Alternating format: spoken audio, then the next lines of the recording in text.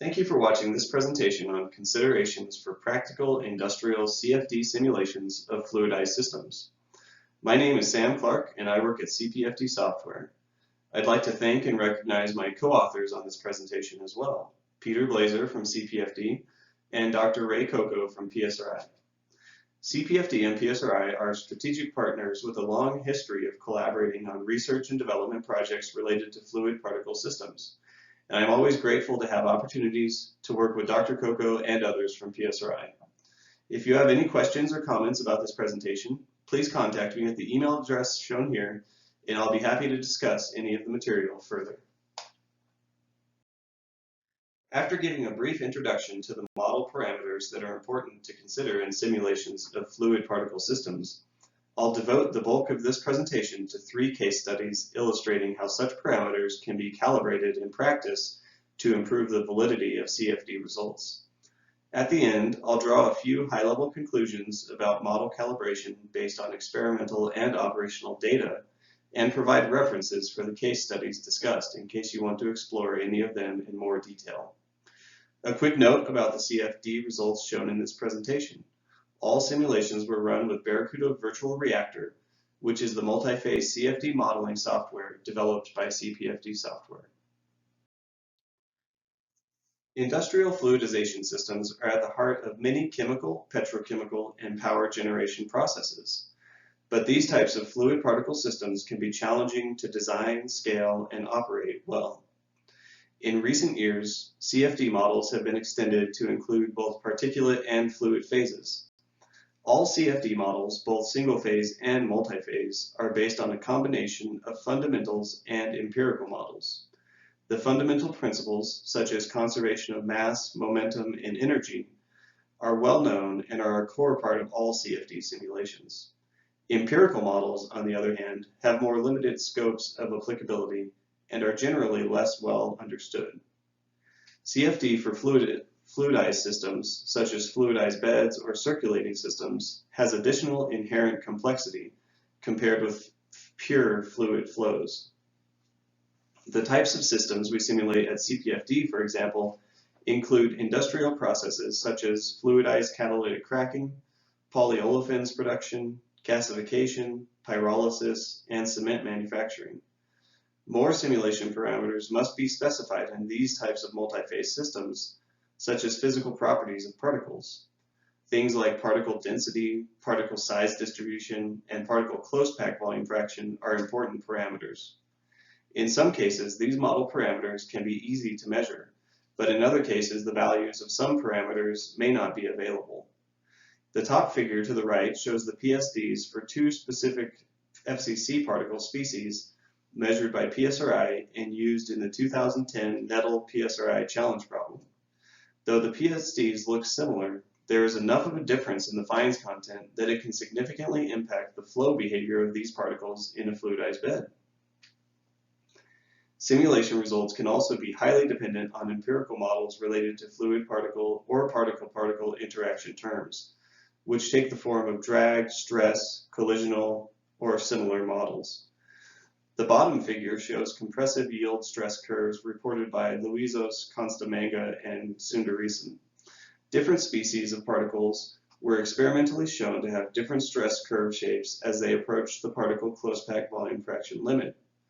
This type of physical difference can be accounted for by calibrating particle stress models in CFD simulations, which has been shown to improve the agreement of the simulation results with large-scale operational experience. The first case study I'll discuss today is the 2010 challenge problem published by the National Energy Technology Laboratory and PSRI.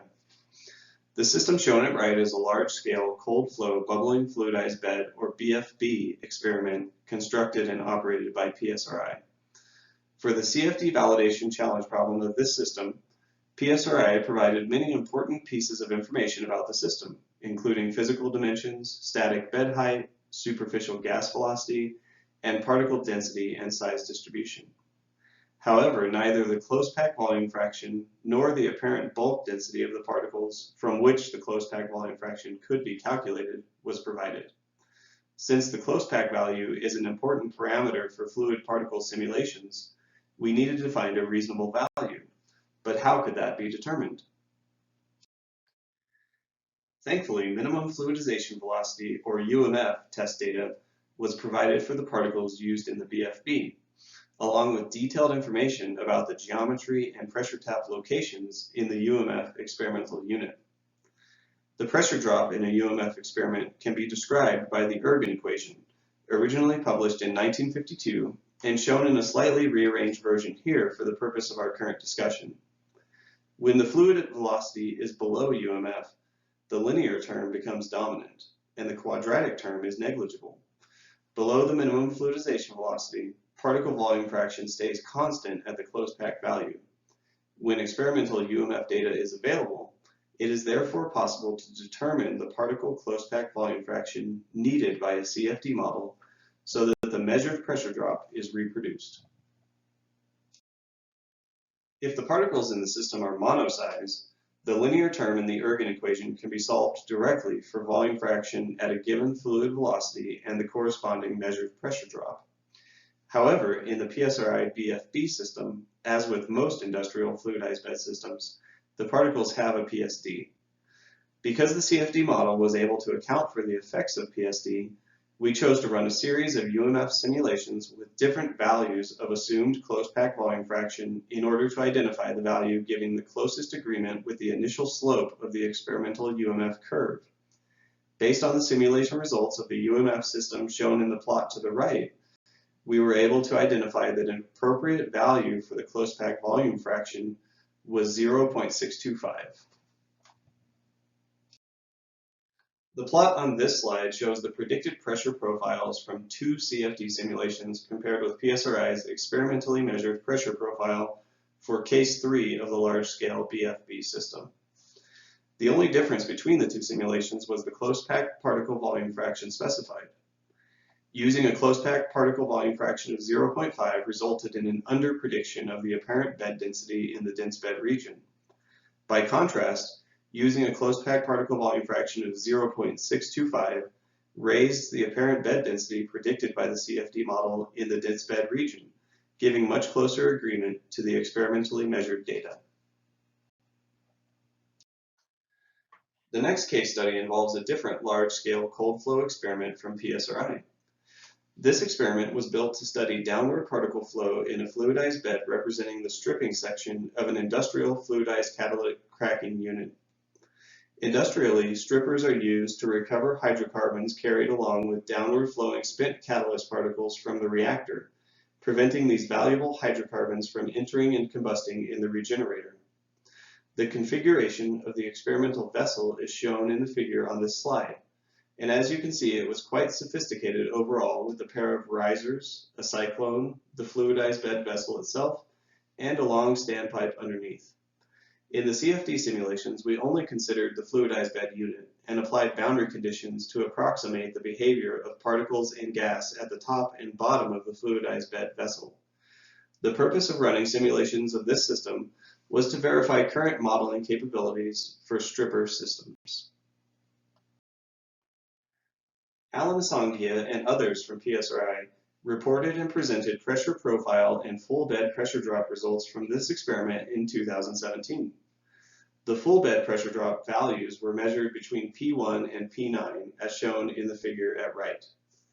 The pressure drop was measured at 3 different superficial gas velocities and over a range of solids flux passing through the stripper.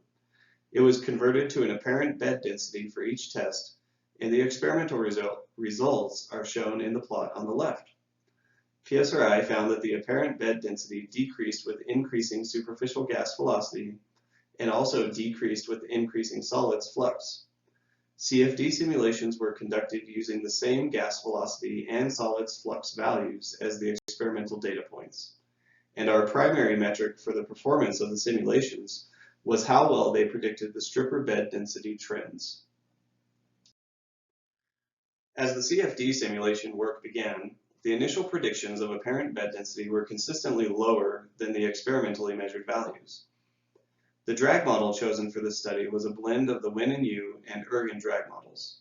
This type of blended drag model is often used for simulations of fluidized bed systems because it captures different phenomena at both dilute loadings, where the Win and U drag model tends to work well, and dense loadings where the ergon drag model tends to work well.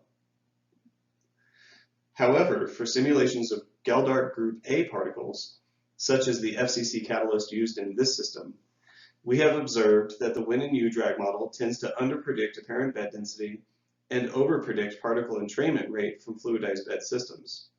These deviations from experimentally measured behavior could be due to limitations in our understanding of physical phenomena such as particle clustering, collisional forces, or other particle-to-particle interactions.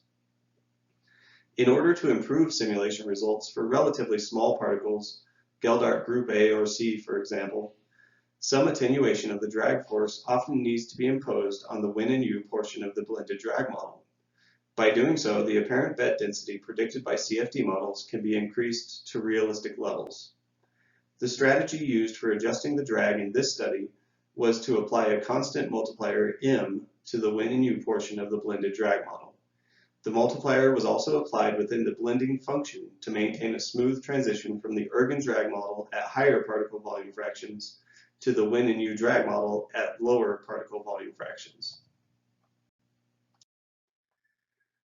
To calibrate the value of m, a base case was chosen. All calibration tests were performed on this single case, and a value of m equals 0.7 was found to give good agreement with the experimental data. This value was then applied consistently to all other simulations with no further modifications to the drag model. The plot on the left shows the CFD simulation results compared with PSRI's experimental data. The apparent bed densities predicted by the CFD simulations captured the trends in the experimental data over a wide range of operating conditions. The animation on the right shows simulation results with particles colored by volume fraction. The four cases shown are at superficial gas velocities of 1 foot per second with increasing solids flux from left to right. Our final case study is an industrial example of using small-scale test data to inform empirical models used in simulations of a large-scale system. This work was performed by CPFD's Peter Luizos and Brian Tomsula and presented in detail at the 2019 Barracuda Virtual Reactor Users Conference. A U.S. Gulf Coast refiner was experiencing erratic stripper standpipe catalyst circulation. Over-aeration of the standpipe was required in order to achieve stable operation of the stripper, which resulted in a low pressure build in the standpipe. A unique aspect of the operation in this unit was that the FCC equilibrium catalyst, or ECAT, PSD was coarse compared with typical PSDs seen in most FCCUs. De-aeration experiments, similar to those described by Luizos, Constamagna, and Sundaresan, were performed to measure the expansion and de-aeration characteristics of ECAT with both typical and coarse PSDs. The plot on this slide shows the experimental results for bed pressure drop and bed expansion versus superficial gas velocity. The difference in fines content between the typical and coarse ECAT particles had minimal effect on the UMF curve. However, it had a significant effect on the bed expansion above minimum fluidization. The sample of typical ECAT showed much greater bed expansion than the sample of coarse ECAT. The results of these experiments were used to adjust the particle stress and drag models in CFD simulations of the industrial scale stripper system. Based on the particle stress and drag model adjustments, significant differences in the particle flow behavior for the two PSDs were predicted. The figure on the right shows particle concentration results from the CFD models at a representative instant in time.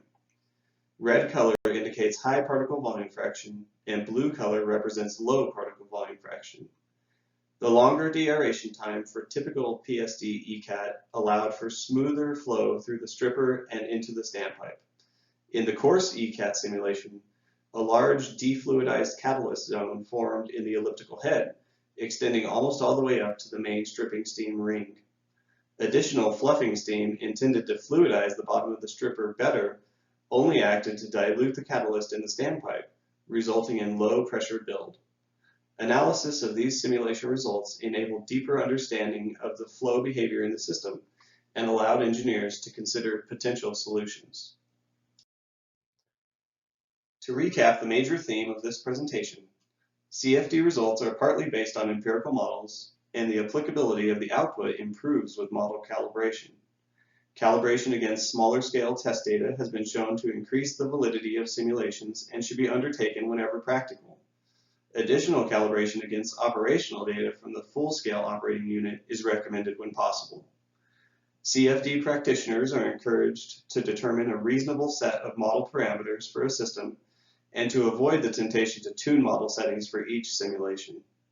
Models using empirical parameters which capture trends over a range of input conditions are more useful than those which require recalibration for each case. For further information about the case studies presented, please see these references. Additionally, as mentioned at the beginning of the presentation, if you have any specific questions about the topics discussed, please feel free to email me at sam@cpfd-software.com. Thank you for watching this presentation.